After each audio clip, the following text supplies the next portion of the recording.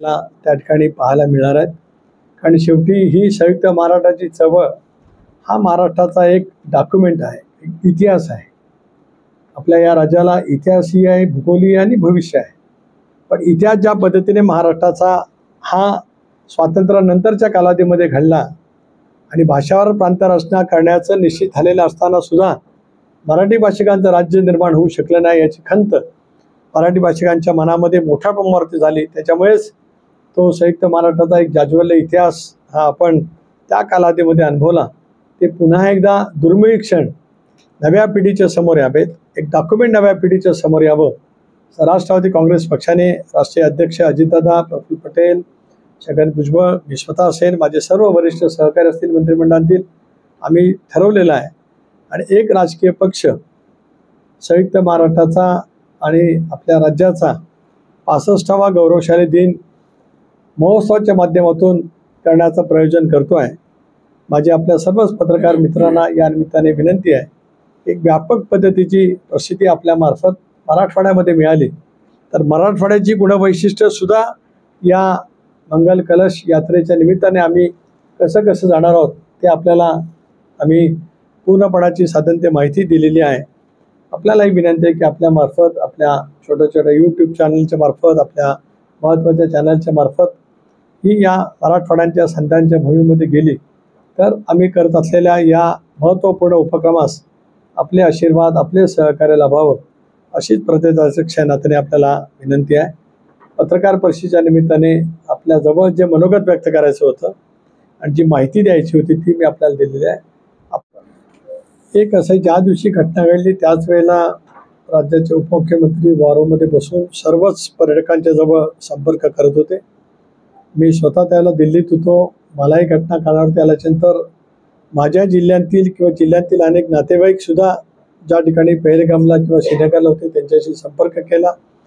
राज्य सरकारने आणि भारत सरकारने तातडीने उपाययोजना केली होती. म्हणून मुरलीधर मोहोळ जे आज त्या खात्याचे मंत्री आहेत त्यांच्याशी आमचा संपर्क झाला. राज्य सरकारने सुद्धा विमान त्या ठिकाणी पाठवली. क्षणोक्षणी आमच्या सर्वांचा संपर्क होता. त्यामुळे पर्यटक सुखरूपपणाने कशी येतील याची व्यवस्था सरकारच्या माध्यमातून आणि आम्ही सुद्धा मंडळी आपापल्यापर्यंत त्या ठिकाणी करत आलो. मला आज या विषयावरती बोलायचं नाही कारण तो निर्णय शेवटी मुख्यमंत्री, दोन्ही उपमुख्यमंत्री एकत्रितपणाने बसून लवकरात लवकर घेतील अशी अपेक्षा आहे. करणार आहोत ते आहे. एकदा हे झाल्याच्या नंतर आम्ही त्याची कल्पना मनामध्ये ठेवलेली आहे. त्याच्यामुळे त्या संदर्भामध्ये सुद्धा एकदा महोत्सव संपला की त्याचा पूर्णपणाने केवळ या कार्यक्रम पुरतं सीमित नव्हे तर आत्तापर्यंतची वाटचाल त्याचं एक व्यवस्थित डॉक्युमेंट आम्ही तयार करणार. सर, ठाकरे कुटुंब एकत्र येतील अशी जी चर्चा सुरू आहे त्या पार्श्वभूमीवर आता पवार कुटुंब सुद्धा एकत्र येतील या चर्चेला उदाहरण आले. काय वाटतं आपल्याला? मी राष्ट्रवादी काँग्रेस पक्षाचा प्रदेशाध्यक्ष म्हणून या ठिकाणी एवढंच नमूद करू इच्छितो आहे की स्वर्गीय चव्हाण साहेबांच्या विचारधारेवरती बहुजन समाजाच्या व्यापक हितासाठी आमच्या धर्मनिरपेक्ष विचाराची विचारधारा मनोमत ठेवत अजितदादा, प्रफुल्लभाई, मी, भुजबळ साहेब, मुश्रीफ साहेब, बाबासाहेब असतील, संजयजी आहेत, जवळपास 43 आमदारांनी NDAमध्ये सहभागी होण्याचा निर्णय घेतला. नरेंद्र मोदी साहेबांच्या, अमितभाईंच्या नेतृत्वाखाली राज्यामध्ये आज पुन्हा एकदा राज्यातल्या जनतेने आम्ही घेतलेल्या निर्णयावरती शिक्कामोर्तब केलं आहे. राज्यामध्ये देवेंद्रच्या नेतृत्वाखालच्या सरकारमध्ये आहोत.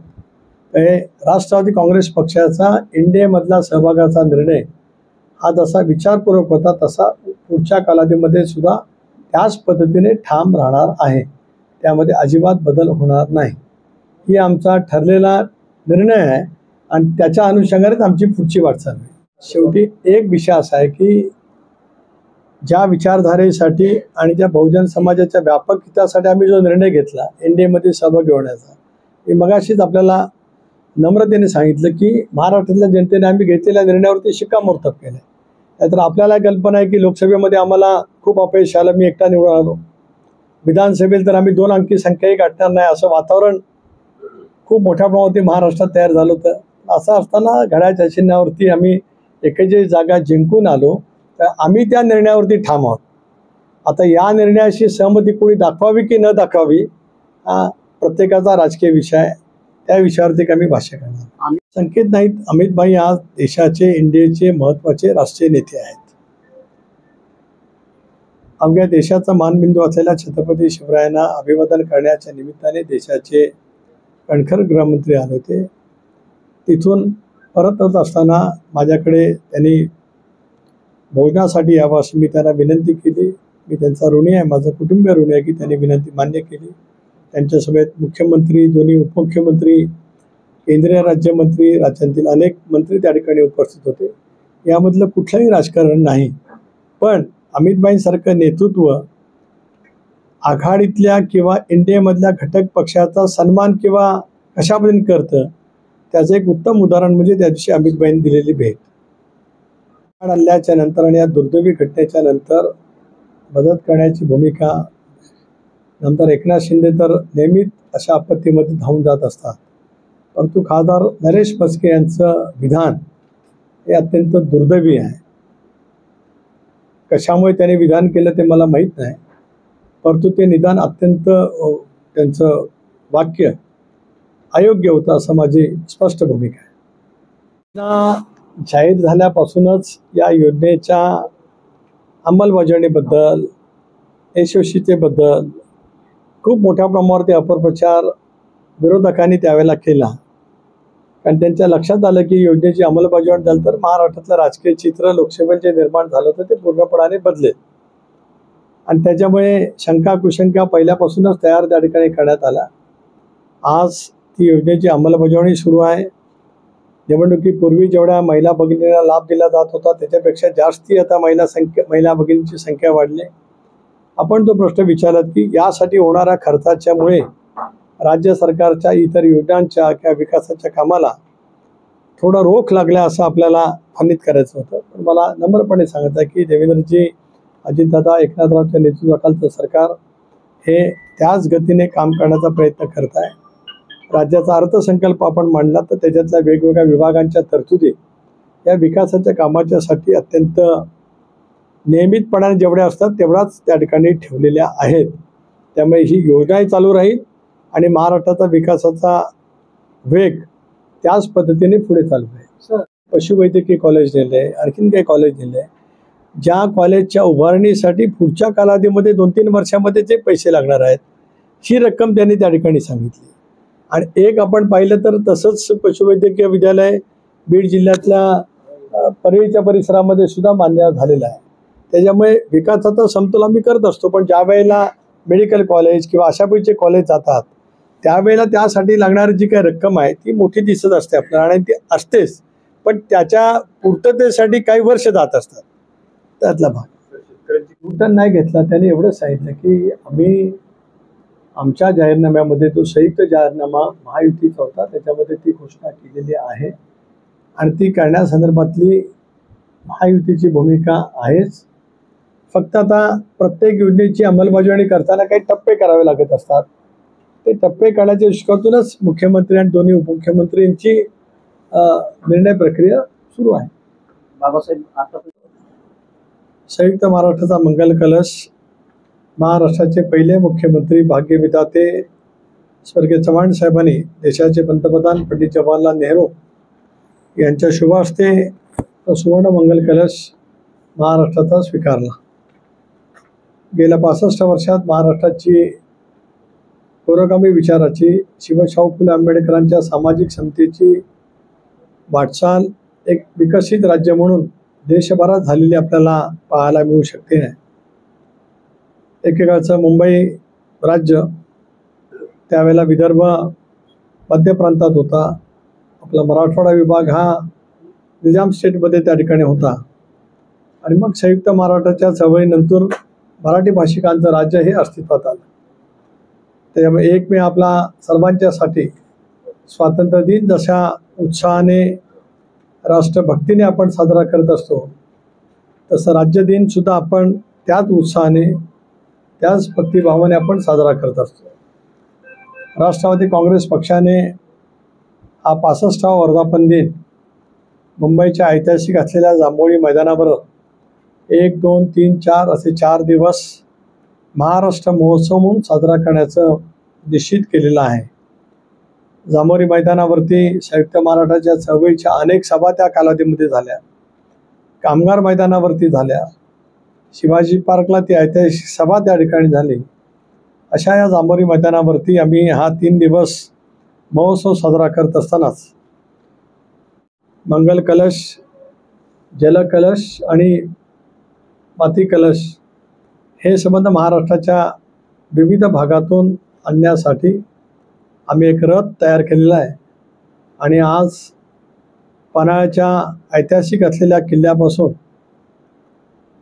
राज्याचे पक्षाचे वरिष्ठ नेते नामदार हसन मुश्रीफ यांच्या उपस्थितीमध्ये त्याची सुरुवात त्या ठिकाणी झाली.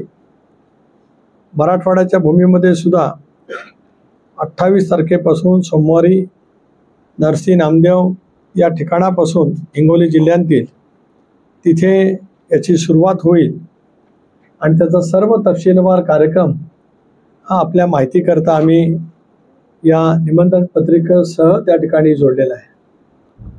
विचार असा मनामध्ये आहे की शिवरायांचा महाराष्ट्र, जिजाऊंचा महाराष्ट्र, छत्रपती संभाजीराजेंचा महाराष्ट्र, त्याच्यामुळे ती गुणवैशिष्ट्यासाठीच राजमाता जिजाऊ सिंदखेड राजाला जन्माला आल्या, छत्रपती शिवाजी महाराज शिवनेरीवरती जन्माला आले, राजधानी ही रायगड किल्ल्यामध्ये झाली, छत्रपती शिवरायांच्या ऐतिहासिक असलेल्या किल्ल्यांच्या मध्ये सुद्धा राष्ट्रवादी काँग्रेस पक्षाचे माझे सर्व सहकारी त्या ठिकाणी जातील आणि तेथील नाती जी मस्तकी टिळा लावण्यासाठी आपल्याला सर्वांनाच अभिमानास्पद वाटते असं आम्ही त्या ठिकाणी नियोजन हे त्या ठिकाणी ठेवलेलं आहे. त्याचबरोबर ती राजश्री शाहू महाराज, महात्मा ज्योतिबा फुले, डॉक्टर बाबासाहेब आंबेडकर घटनेचे शिल्पकार यांच्याही जन्म ठिकाणापासून तशाच पद्धतीचं कलश आणण्याचं आम्ही नियोजित त्या ठिकाणी केलेलं आहे. कृष्णा, कोयरा अशा नद्यांचं, गोदावरी नद्यांचं वर्णन असतं. त्यामुळे विदर्भ, मराठवाडा, उत्तर महाराष्ट्र, कोकण, पश्चिम महाराष्ट्र या नद्यांतील पवित्र जल हे सुद्धा याच रथयात्रेच्या निमित्ताने आम्ही त्या ठिकाणी आणणार आहोत. आणि त्या त्या जिल्ह्यांतील असलेली गुणवैशिष्ट्य ही सुद्धा तिथली धार्मिक स्थळं या ठिकाणी सुद्धा नतमस्तक होण्यासाठी आमची रथयात्रा त्या ठिकाणी जाणार आहे. स्वर्गीय चव्हाण साहेबांनी महाराष्ट्राला नेतृत्व दिलं. मारुतीराव कंदमार, वसंतरावजी नाईक, शंकररावजी चव्हाण साहेब, वसंतदादा पाटील, आदरणीय पवार साहेब, आदरणीय बॅरिस्टर अंतुले साहेब, बाबासाहेब भोसले, शिवाजीराव निलंगेकर, सन्मान्य सुधाकररावजी नाईक, तदनंतर मनोहर जोशी, नारायण राणे, स्वर्गीय विलासरावजी देशमुख यांनी 8 वर्ष महाराष्ट्राचं नेतृत्व अतिशय सक्षमपणाने उत्तम पद्धतीने केलं. अशोक चव्हाण, तदनंतर पृथ्वीराजजी चव्हाण, देवेंद्रजी फडणवीस, उद्धवजी ठाकरे, एकनाथ शिंदे, पुन्हा एकदा देवेंद्रजी फडणवीस अशा नेतृत्वाने महाराष्ट्राचं नेतृत्व केलं आणि आपापल्या पद्धतीने महाराष्ट्राची सेवासुद्धा त्या ठिकाणी केली. त्यामुळे माननीय मुख्यमंत्री महोदयांना सुद्धा माझी आम्ही निमंत्रित करणार आहोत. 1 तारखेला भारतरत्न सचिन तेंडुलकर, मी आत्ताच जावेद अख्तर यांच्याशी बोललो, ज्ञानपीठ पुरस्कर्ते, दादासाहेब फाळके पुरस्कर्ते, अर्जुन अवॉर्ड पुरस्कर्ते यांच्या नावाचं सुद्धा एक स्वतंत्र दालन आम्ही त्या ठिकाणी करणार आहोत. आणि त्याचबरोबर ती वेगवेगळ्या क्षेत्रामध्ये महनीय कामगिरीमध्ये, साहित्य, कला, क्रीडा क्षेत्रामध्ये ज्यांनी राष्ट्रीय पातळीवरती, आंतरराष्ट्रीय पातळीवरती जे काय महत्त्वपूर्ण योगदान आपल्या देशासाठी देत असताना आपल्या राज्याचं नाव उंचावलेलं आहे, अशांचं सुद्धा एक स्वतंत्र दालन आम्ही त्या कार्यक्रमाच्या निमित्ताने त्या ठिकाणी ठेवणार आहोत. आपल्यालाही विनंती आहे की आपल्याला शक्य झालं तर आपण येण्याचं ठरवलं तर मी आमच्या मंत्री महोदयांनाही विनंती करीन की आपल्याला घेऊन यावं. तो अविस्मरणीय असा एक क्षण आपल्या नजरेमध्ये साठवावा. कारण आपण जे बघाल तर संयुक्त महाराष्ट्रातली चळवळ नेमकी कशी उभी राहिली, त्यावेळेला कशा पद्धतीने झालं, स्वर्गीय चव्हाण साहेबांनी